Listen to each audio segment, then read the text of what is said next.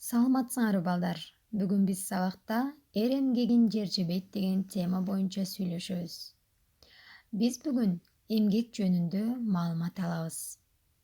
Жана дагы жакындарыбыз менен баарлашып, ой жүгүртүүбүздү, сөз байлыгыбызды өнүктүрөбүз. Эмгекти сүйүүгө, эмгекчилдикке тарбияланабыз.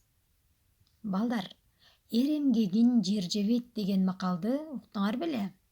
Анын мааниси мындайча: адам баласы канчалык эмгек кылса, анын өзүрүн өзү, бала чакасы, эли журту көрөт.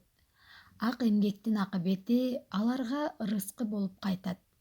Ал үчүн эмгектен качпаш керек, жалкоолукту ташташ керек. Төмөндөгү чыгармаларды силер менен биргеликте угуп, окуп, көрөлүчү, Анда эмесе келгиле, жомок аңгеме ырларды чогуу окойлу. Коңур күз.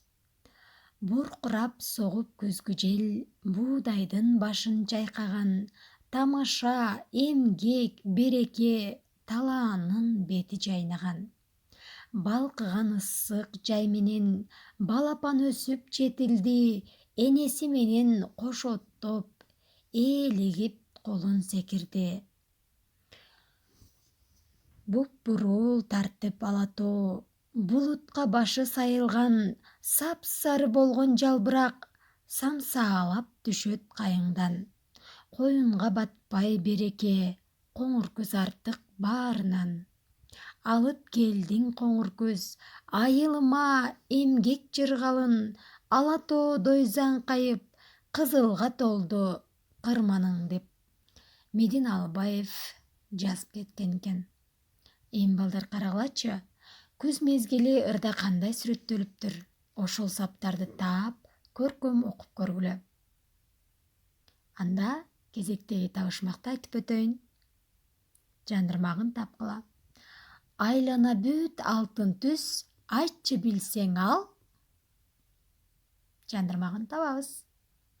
Экинчи табышмак. Чылбыры бар, жүгөнү жок, жетелеп адам жүргөнү жок. Эти семиз, жоону жок, териси калың, жүнү жок.